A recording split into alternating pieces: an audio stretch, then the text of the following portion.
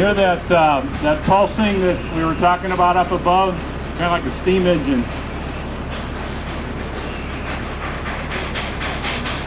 Okay.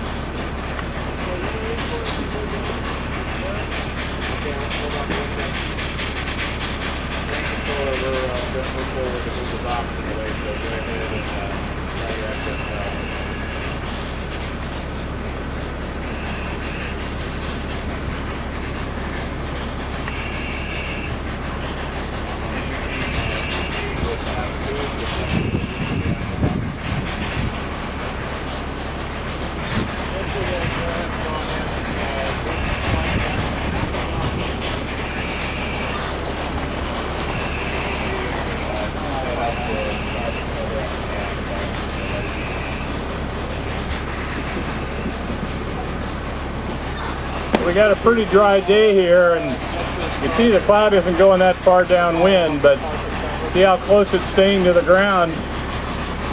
Even when it gets light, it starts to evaporate. Now we've had a wind shift, it's kind of bending around to the right.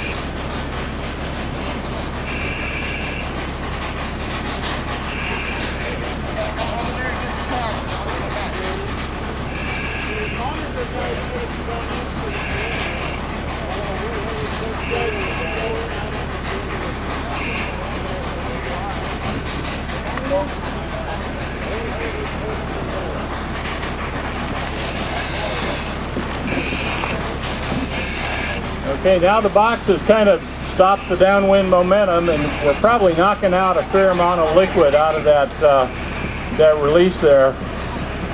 Inside of that box is going to be all wet with liquid ammonia droplets, probably back on the ground. But notice how much it decreased the downwind distance of that real dense cloud.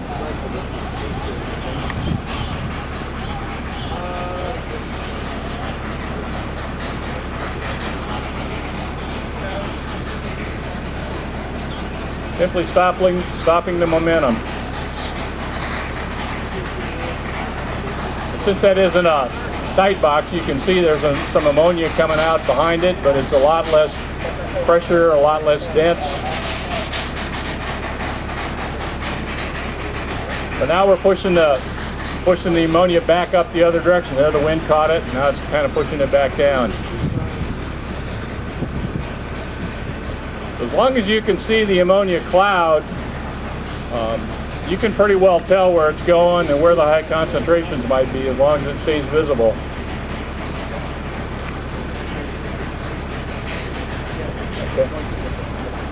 Okay. Ron's saying there's a lot of liquid coming out of the back side.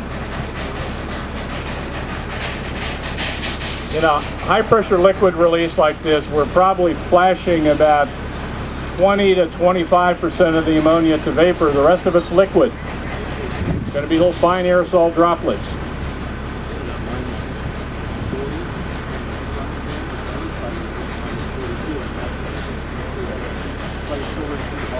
Okay.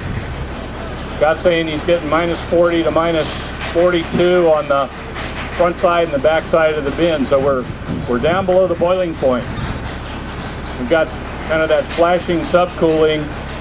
We're getting down to cryogenic conditions. So if you're working around in that cloud and that aerosol, all those droplets, you want to be sure you got adequate skin protection, gloves to be able to handle cryogenic temperatures. It'll get down to as low as minus 60.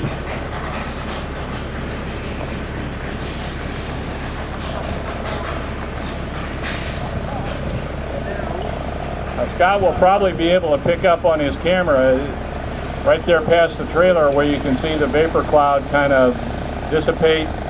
It's still low to the ground. It hasn't lifted yet. So good chance that down there where Greg is, he's probably picking up maybe 50, 100 parts per million if he's got a detector down there.